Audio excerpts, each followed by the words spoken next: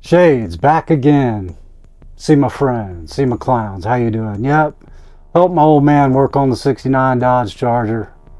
Even though I don't have my license, I'm working on that.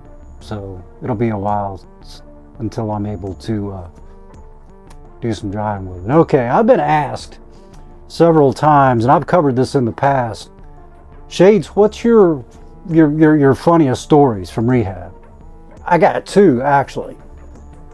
About 2017, I went into the treatment center that I refer to, usually the same one. And while I was in there, there was this guy, a friend of mine that I had seen in there before, who was roommate with another guy that knew this other guy. This other guy had come in a wheelchair, and nobody had bothered to thoroughly search this guy. So he wasn't there really for treatment. But he'd been put in the room with this guy, and nobody really knew what was going on at this point. But I know that at one point, my buddy said, hey, can you leave, or his roommate asked my buddy, said, can you leave the room? My friend's gonna come in here for a minute. Nobody's supposed to go in anybody else's room, but when they left, there was it looked like pollen, dust on top of the little nightstand that was right there. So we're like, what in the world's up with that? And then word started getting around that these yellow school buses were floating around, meaning the yellow 2 milligram Xanax bars. This guy had smuggled in his prosthesis, because he was missing a leg, stuffed something like 400 of these Xanax bars in his prosthesis and was selling them. He was just in there. He wasn't there for treatment. He was just in there selling the stuff. And finally the word got out. The doctor got so pissed off. The medical director at the time came and said, all right, give me the stuff. I mean, I was right there. I saw it. And then he pulled the disability card. You're just picking on me because I'm in a wheelchair. I'm innocent and all this stuff. The doctor's like, you show me the stuff, and I'm not playing with you anymore. He says, you know you're going to jail, right? You know that. The police are on their way right now. So yeah, the cops came and hemmed that guy up and wheeled his ass. They had made him take it. I guess he had the stuff in his, so he gets in the paddy wagon with his prosthetic leg removed. So he's got it like this as he's being put in this paddy wagon, and they took him off to jail. That was one story. The other story was I had asked to be put on a ground floor, and I was in room 101, and I was asked to be put upstairs because upstairs was nicer, it was quieter, but I ended up downstairs again in room 101. At some point in the middle of the night, they let a guy slip through the cracks. They didn't even check his blood alcohol level. Normally, what they would do is if you blew like a .40 or better, they sent you to the hospital until your blood alcohol level dropped, and then they would go ahead and readmit you. They didn't do any paperwork on this guy. They couldn't get him to, he was combative, he wasn't cooperative, he was non-compliant, he couldn't sign anything, and they still threw him in there. Now, I had 2 days to go, okay? I didn't have a roommate the night before, and this guy shows up in the middle of the night, and I'm praying, I'm like, please, I just got one more day, no roommate. So this guy shows up in the middle of the night. I never saw him get processed in.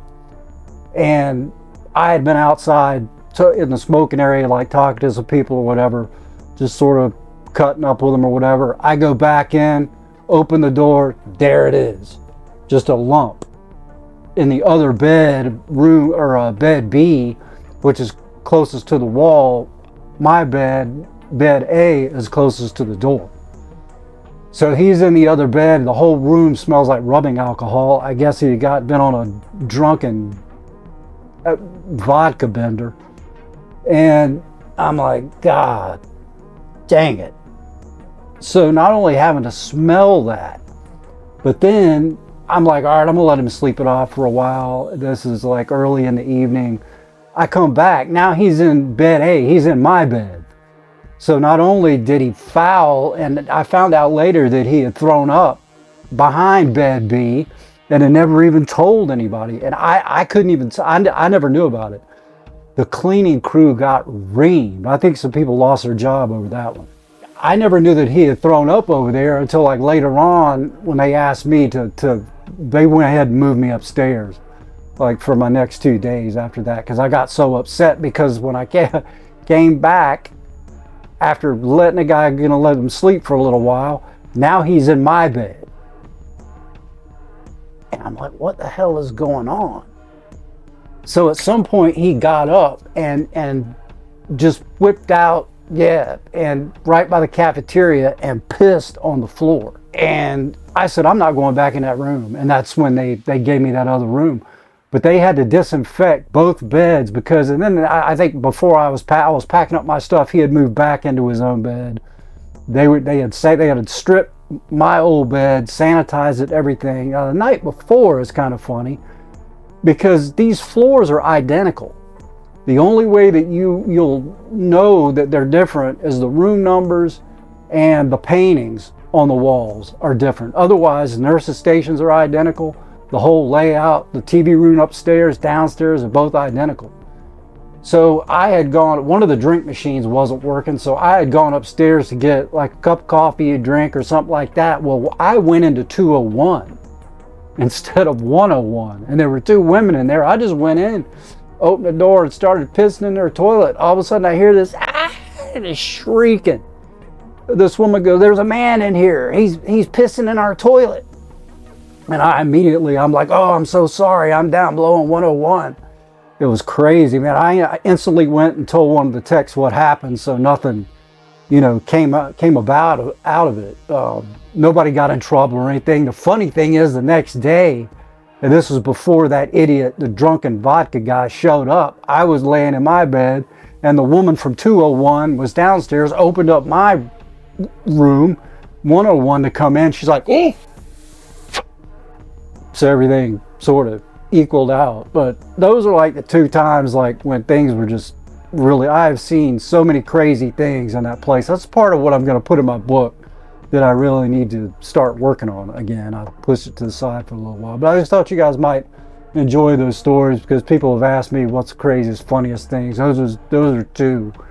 I could go on all day about what's going on. But if you like this kind of content, like and subscribe. Check out some other videos going around. Man, the rule of thirds. The rule of... As usual, stay tuned. Come back. See you clowns later.